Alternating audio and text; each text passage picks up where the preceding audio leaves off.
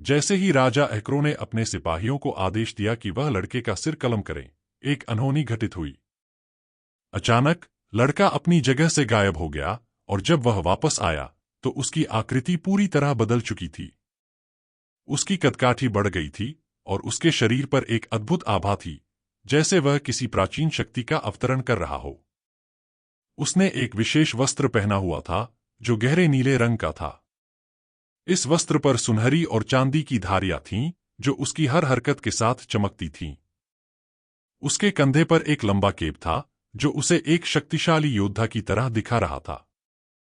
उसकी कमर पर चमकदार बेल्ट था जिसमें जादुई आभूषण लगे हुए थे जो उसकी शक्ति का प्रतीक थे। यह सब उसे एक दिव्य योद्धा के रूप में प्रस्तुत कर रहा था, जैसे वह अपने पूर्वजों की शक्ति को अपने अंदर समेटे हुए हो। उसकी आंखों में एक तीव्रता थी जो उसकी आंतरिक शक्ति का संकेत देती थी। अब वह केवल एक लड़का नहीं था, वह एमरीज के लोगों का नायक बन चुका था जो अपने देश की आजादी के लिए लड़ाई लड़ने को तैयार था। लेकिन अब तक बहुत देर हो चुकी थी। जब तक वह राजमहल तक पहुंचा तब तक राजा एहक्रो ने ज़रोक की तलवार को प्राप्त कर लिया था। उस पल वह प्राचीन काल के शैतान में बदल चुका था। उसकी आंखों में एक गहरा अंधेरा था और उसके चेहरे पर क्रूरता की मुस्कान थी। राजमहल के सामने दोनों के बीच एक भयानक युद्ध शुरू हुआ। धरती कांपने लगी और आकाश में बादल गरजने लगे।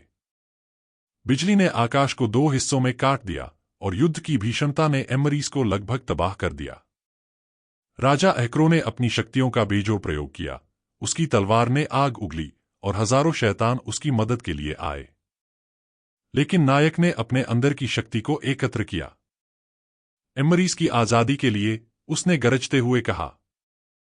उसकी आवाज ने युद्ध भूमि में एक नई ऊर्जा भर दी।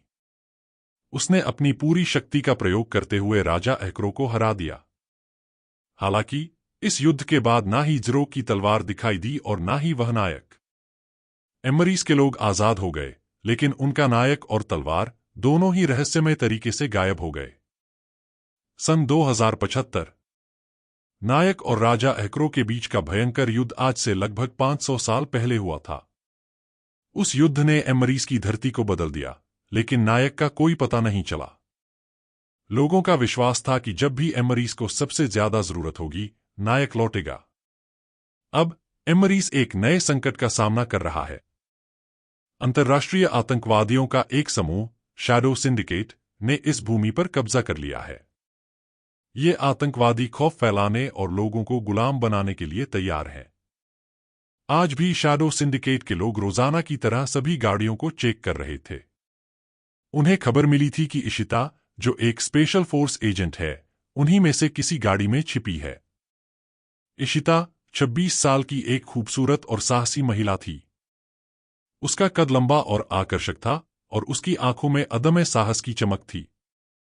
उसने कई खतरनाक मिशनों में भाग लिया था और उसकी रणनीतिक सोच और लड़ाई की क्षमता के लिए उसे जाना जाता था।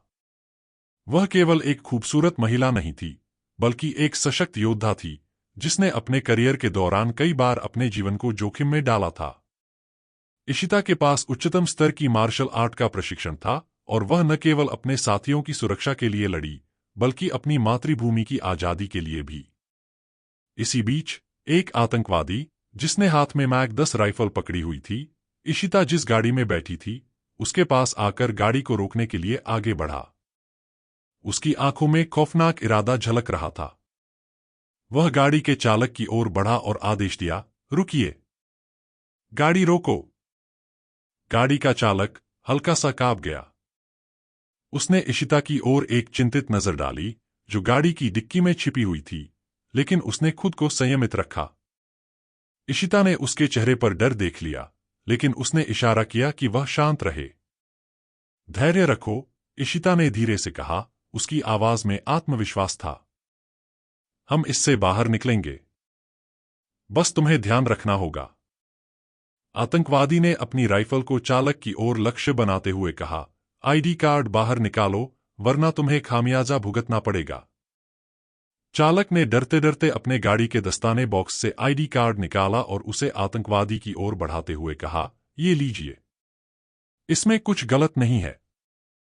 हम तो बस जा रहे थे। खामोश रहो, आतंकवादी ने उसे बीच में ही काटते हुए चिल्लाया। उसकी नजरें गाड़ी के अंदर सभी पर थीं, जैसे वह किसी भी तरह की गतिविधि को भांपने की कोशिश कर रहा हो। तभी अचानक उसकी घड़ी बजने लगती है और एक आदमी का चेहरा स्क्रीन पर दिखाई देने लगता है। उस आदमी की आंखों में चिंता थी और उसने आतंकवादी से कहा, इशिता को आखिरी बार 1500-786 नंबर की गाड़ी में देखा गया था और वो गाड़ी अभी तुम्हारे एरिया से थोड़ी दूरी पर है। तो जाओ, उसे ढूंढो। इस अचानक सूचना ने आतंकवादी का ध्यान भटका दिया।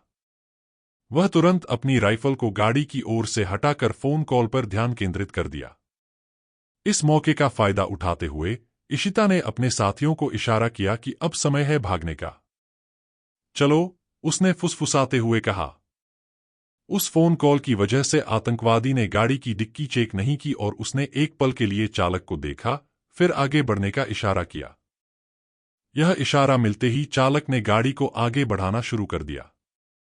जल्दी करो, इशिता ने कहा, उसकी आवाज में तीव्रता थी।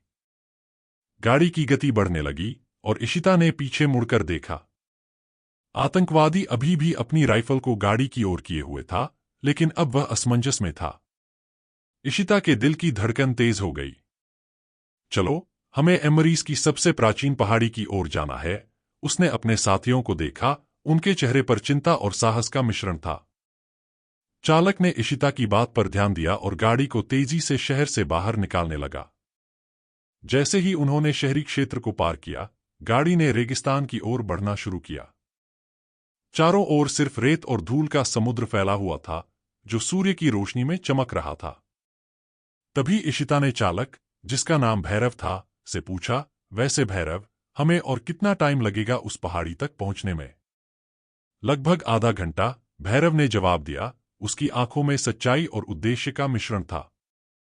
तभी उनके दूसरे साथी मयंक ने इशिता को देखते हुए पूछा, वैसे इशिता, तुम्हें इतना यकीन क्यों है कि ज़रोक की तलवार वहीं पर रखी है? इशिता ने मयंक की ओर देखा और उसके चेहरे पर एक गंभीरता थी। मैंने सुना है कि यह तलवार उस पहाड़ी के आसपास ही छिपी हुई है। हमारे पूर्वजों ने इसे सुरक्षित रखने के लिए एक गुप्त स्थान बनाया था, और वो स्थान उसी पहाड़ी के आसपास है। उसने गहरी सांस लेते हुए कहा, हमें ज़रोक की तलवार को जितनी जल्दी हो सके ढूंढकर उसे कहीं दूर छुपाना होगा, ताकि वो शैडो सिंडिकेट के हाथ न लगे। अगर आतंकवादी इसे अपने कब्जे में ले लेते हैं, तो इससे हमारे लिए खतरनाक स्थिति बन सकती है। मयंक ने गंभीरता से उसकी बात को सुना। लेकिन हम उस गुप्त स्थान को कैसे ढूंढेंगे? क्या तुम्हारे पास कोई योजना है? हाँ, इशिता ने आत्मविश्वास से कहा। हमारी पुरानी किताबों में कुछ संकेत दिए गए हैं, जो उस स्थान की ओर इशारा करते हैं। हमें ध्यान से देखना होगा। अगर हम उस पहाड़ी के पास पहुंच जाते हैं, तो हम उन संकेतों का उपयोग कर सकते हैं।